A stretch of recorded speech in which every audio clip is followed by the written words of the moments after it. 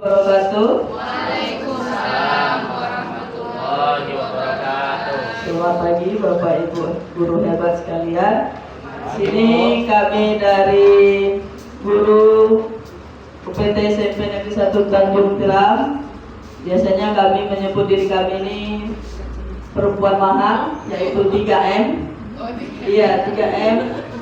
Personilnya Marisa, Marina, dan Bardia. Agak maksa ya, karena lain sebenarnya kan. 3 miliar lah Bu. Iya, 3M Pak. Tapi berhubung satu dari rekan kami hari ini sakit, maka dia izin tidak hadir. Baik Bapak Ibu, di sini kami akan menyampaikan evaluasi implementasi pembelajaran mendalam yang ada di sekolah kami. Yang pertama, tantangan adalah dalam hal peserta didik. Di sini kami memiliki 4 tantangan. Tantangan terbesar kami yaitu masalah motivasi. Di mana motivasi dari peserta didik kami ini untuk sekolah, untuk belajar itu masih sangat rendah.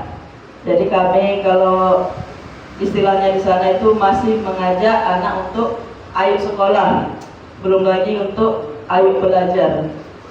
Jadi singkatnya dia mau sekolah aja udah syukur gitu. Jadi kita tidak bisa berekspektasi terlalu tinggi terhadap prestasinya. Yang penting dia mau aja dulu hadir ke sekolah. Nah, baru nanti setelah sampai di sekolah kita berikan motivasi. Kemandirian belajar yang rendah itu juga menjadi masalah atau tantangan ya, karena dia tidak mempunyai motivasi untuk apa dia hadir ke sekolah, maka kemandirian belajarnya juga menjadi rendah. Selanjutnya ada perbedaan kemampuan dasar. Ini mungkin seperti yang disampaikan Pak Jupri, menjadi tantangan kita juga. Masih banyak dari siswa kita yang belum bisa membaca, apalagi meliterasi ya untuk bahasa Indonesia.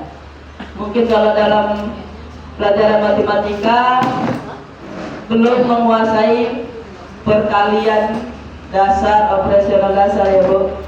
Kali-kali masih belum tahu, kurang-kurang bagi-bagi. Nah, itu yang hal dasar yang harusnya dimiliki belum dimiliki.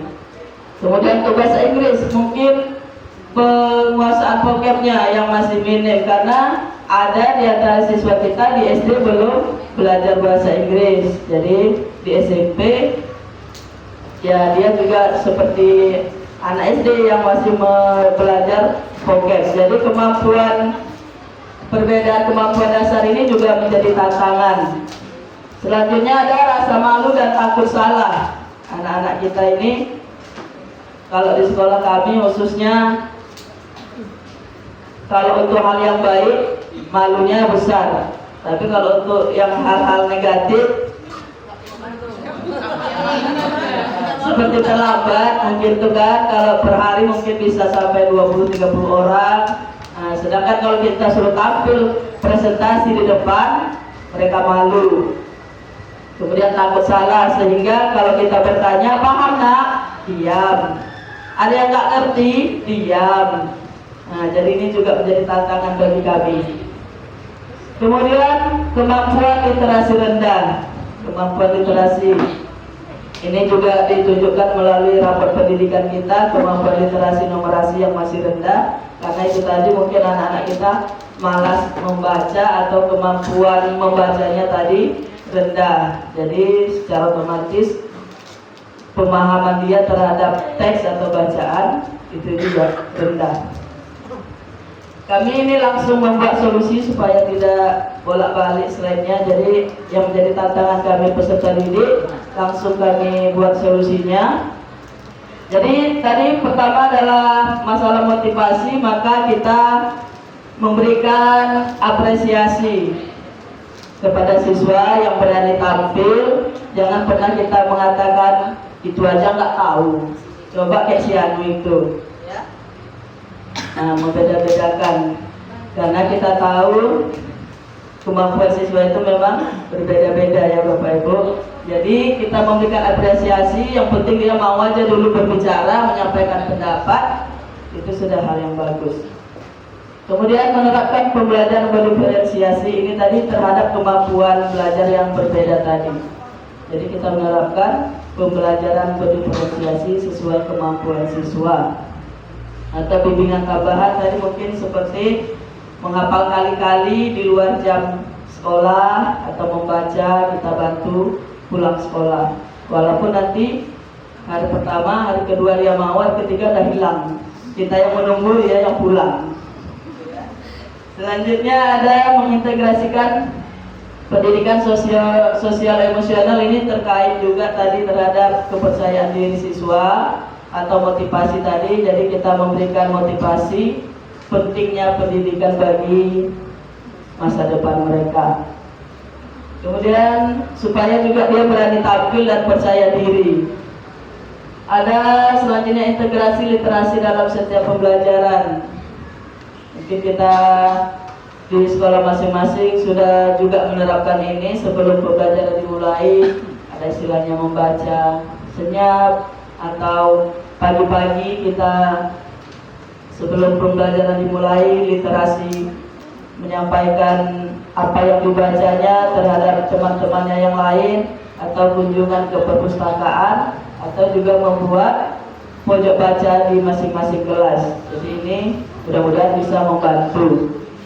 Selanjutnya tantangan yang kedua yaitu teknik mengajar. Ini datang dari kita sebagai pendidik atau guru ya. Jadi menjadi tantangan kita juga pemanfaatan teknologi dan media yang kurang optimal. Jadi banyak dari kita juga yang istilahnya gaptek. Sementara kita belajar mengajar di zaman Gen Z ini, di mana media ini atau internet sangat dibutuhkan karena mereka pegangannya sudah Android, iPhone gitu ya, di mana kalau masalah aplikasi-aplikasi mereka lebih paham dari kita.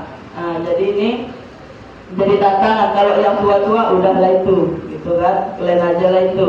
Nah, sementara anak-anak nggak mau begitu, nggak mau lagi cara tradisional dalam belajar, hanya sekedar mendengarkan gurunya ceramah, mereka bosan. Tapi kalau kita menggunakan media, dia bisa menjadi tertarik untuk mendengarkan penjelasan, atau apalagi dengan games-games edukatif, mungkin itu bisa membangkitkan semangat belajar mereka.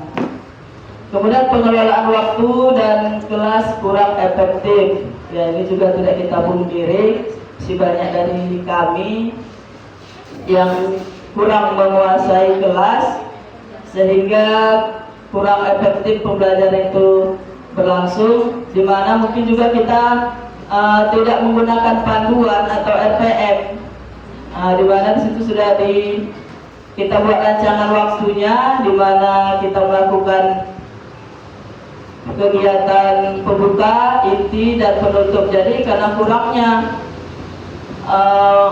alokasi waktu ini atau pengelolaan waktu, sehingga ada yang terlewatkan. Misalnya mungkin bagian refleksinya atau bagian asesmennya, nah ini tidak kita laksanakan. Karena terus terang mungkin kalau dalam pelajaran bahasa Inggris yang saya alami nanti untuk 5 soal aja udah habis nanti waktu sekitar setengah jam mengerjakannya. Jadi tidak sempat melakukan refleksi. Jadi ini juga menjadi tantangan. Kemudian pendekatan metode pembelajaran. Ya, kadang-kadang kita juga karena tidak menggunakan pedoman tadi atau acuan, sehingga pembelajaran yang kita lakukan mengambang, tidak sesuai dengan apa yang ada di RPM yang kita lakukan. Jadi metode pembelajaran itu harusnya disesuaikan dengan keadaan siswa, apakah dia berbasis PBR atau yang lainnya, itu juga sebaiknya diperhatikan. Kemudian solusinya yang kami buat di sini adalah yang pertama, menggunakan video kontekstual atau aplikasi pembelajaran. Ini tadi sesuai dengan perkembangan zaman, di mana banyak sekali sekarang game-games edukatif melalui aplikasi yang bisa kita gunakan untuk menarik perhatian siswa. Bisa melalui word wall seperti Bu Desi tadi, speed dan sebagainya. Masih banyak lagi yang bisa kita buat untuk menarik perhatian siswa. Kemudian merancang alur kegiatan ini sesuailah dengan RPM yang kita buat. Kadang-kadang kita ini mengajar pun nggak bawa RPM. Nah itu masalahnya. Jadi main babat aja kan, tidak sesuai dengan RPM. Jadi pembelajaran yang kita lakukan itu mengambang. Itu mengurangi sesi ceramah kalau kita ada RPM. Kalau tidak, mungkin bisa 2 les 3 les itu ceramah terus, sehingga anak merasa didongengkan. Mulai-mulainya khusyuk, terus tunduk, ternyata ngantuk. Kemudian menggunakan strategi yang sesuai dalam pembelajaran. Itu tadi sudah dijelaskan jenis-jenis pembelajaran yang harusnya kita sesuaikan dengan keadaan siswa. Kemudian tantangan selanjutnya yaitu masalah materi.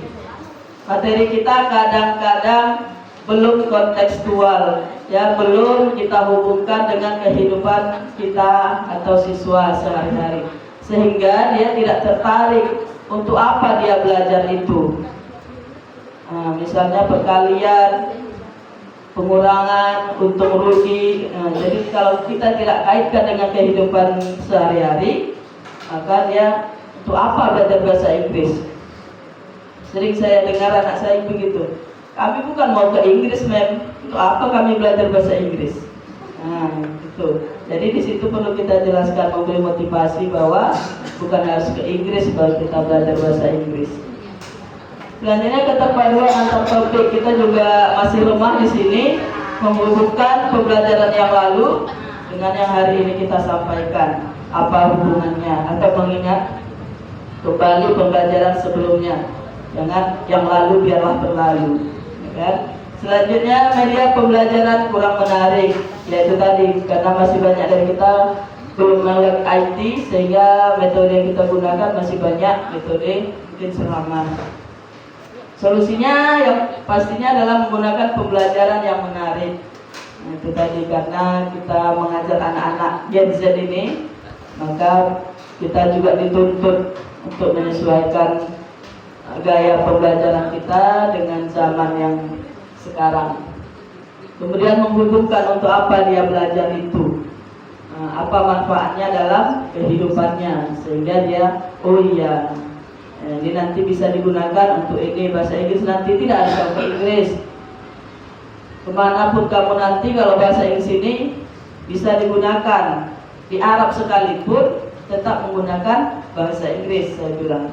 Jadi selain ini kemudian ada umpan balik dari kami dengan tantangan yang ada. Kemudian kami melakukan beberapa solusi.